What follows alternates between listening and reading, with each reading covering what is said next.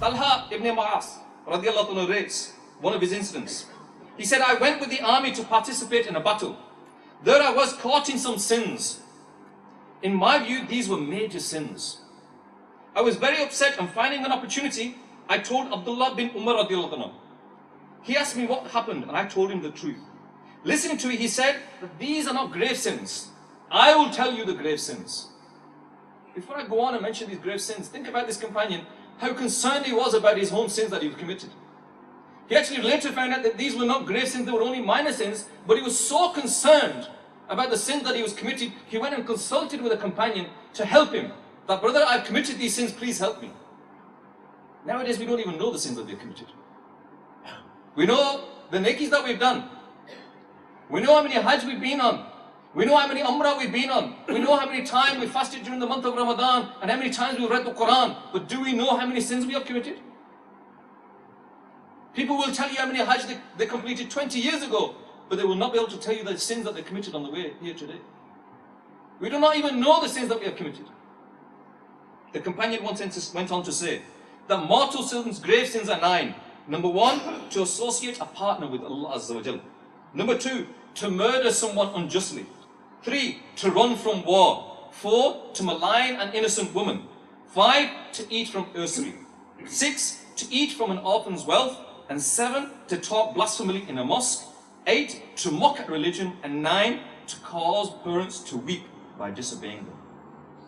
After telling him this, he asked me that whether I want to stay away from hell and enter into the heaven. And I said to him, of course, please advise me how I can stay away from hell and enter into the heaven. He said to me, tell me, are your parents alive?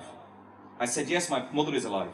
He said, by Allah, if you speak with your mother in a tender tone and with due respect and fulfill her needs, you will definitely enter into the heaven. SubhanAllah.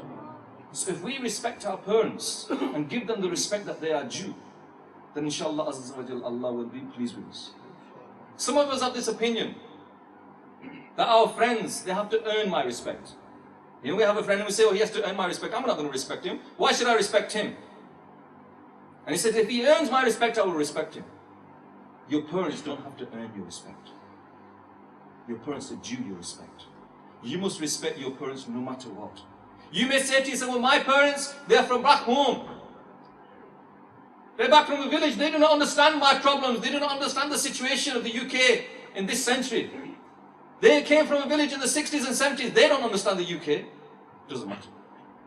Whether they understand the UK or do not, whether they understand the language or not, it doesn't matter. You must respect your parents. They don't have to earn your respect.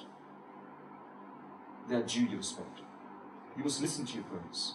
We are told that if someone looks at his father with love, the Prophet of Allah sallallahu alaihi wasallam said to the companions, if someone looks at his father with love, he will get the reward of one accepted hajj. And when the companions inquired that, if we look at our father many times during the day in the same way, will we get the same reward? And the Prophet of Allah sallallahu alaihi wasallam, for every time you look, you will get an accepted hajj. But nowadays, we don't respect our parents. We are disobedient to our parents. We think they don't understand us. We think they don't have the respect that is due for us. And we are concerned. My dear brothers, we need to respect our parents.